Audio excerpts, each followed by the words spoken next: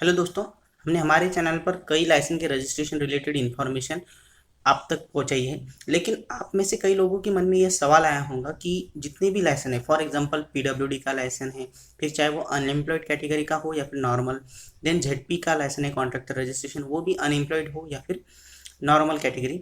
Then आता है registered engineer या फिर रजिस्टर्ड आर्किटेक्ट, जो कि म्यूनसिपल कॉर्पोरेशन या फिर काउंसिल के लिए निकाला जाता है। तो ये सभी लाइसेंस अलग अलग डिपार्टमेंट के हैं, साथ ही साथ इनके काम भी है या फिर मैं कहूँगा कि जो मोड ऑफ वर्क है वो डिफरेंट है। मोड ऑफ वर्क का मतलब क्या हुआ, नगर पालिका महानगर पालिका के जो registered engineer registered architect related license है, ये बेसिकली कंसल्टेंसी वर्क के लिए है। लेकिन जो पीडब्ल्यूडी या फिर जेडपी के लाइसेंस है या फिर किसी other department including the irrigation department, तो ये सभी कॉन्ट्रैक्टर वर्क के लिए है। तो अब ये सवाल है कि क्या मैं ये जो सभी लाइसेंस हैं, सभी लाइसेंस के लिए अप्लाई करके सभी लाइसेंस पर काम कर सकता हूँ या नहीं। अब इसका आंसर दो मेथड में आएगा। सबसे पहली बात कि मान लीजिए अगर आप और आपका क्वालिफिकेशन कंप्लीट हो चुका है, डिप्लोमा डिप्लोमा हो या फिर डिग्री हो, उसके बाद अब आगे आप पढ़ने नहीं वाले हैं, तो उस केस में सबसे पहले एट इनिशियल बेसिस आप पीडब्ल्यूडी या फिर जेडपी का जो लाइसेंस है वो आप अप्लाई कर सकते हैं, जो कि अनएम्प्लॉयड कैटेगरी में है। ठीक है। उसके बाद आप, जैसे कि मैंने कहा कि आप पीडब्ल्यूडी का भी लाइसेंस अप्लाई कीजिए, जेडपी का भी कीजिए, कोई दिक्कत नहीं है, दोनों भी लाइसेंस आपको मिल जाएंगे।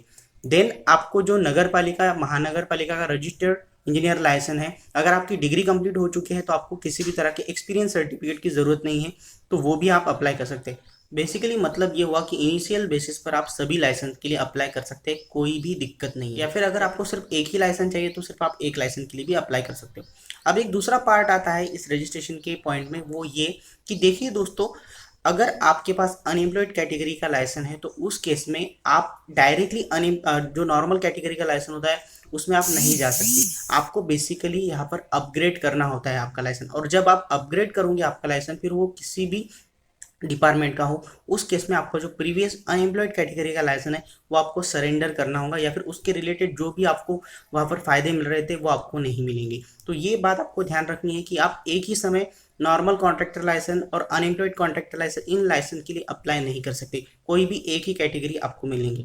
अब दूसरी बात ये कि मान लीजिए कि आपके पास डिप्लोमा और डिग्री नहीं है, लेकिन आप फिर भी, जैसे कि मैंने कई वीडियो में कहा है, वो डिस्क्रिप्शन में मिल जाएगा आपको, कि आप पीडब्ल्यूडी और जेडपी या फिर जो भी कॉन्ट्रैक्टर रिलेटेड डिपार्टमेंट है वहाँ पर आप रजिस्ट्रेशन कर सकते हो, लेकिन उस केस में आपको अनएम्प्लॉयड कैटेगरी का लाइसेंस तो मिलेगा ही नहीं। और साथ ही साथ जो म्यूनसिपल कॉर्पोरेशन या फिर काउंसिल के registered engineer registered architect license है वो भी नहीं मिलेंगे, बिकॉज यहाँ पर रिक्वायरमेंट होती है कि आपके पास डिग्री या फिर डिप्लोमा होना चाहिए in civil engineering.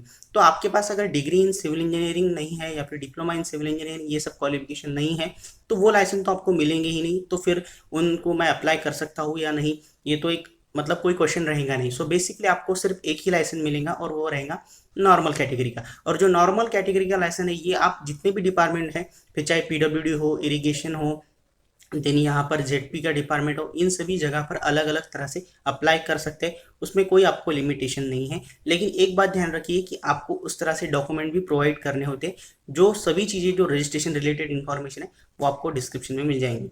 So I hope कि आपको अभी पता चल चुका है कि अगर आपको मल्टीपल लाइसेंस अप्लाई करने हैं, रजिस्ट्रेशन करने हैं, बस आपको रूल में रहकर ये काम करने हैं। Thank you so much for watching this video.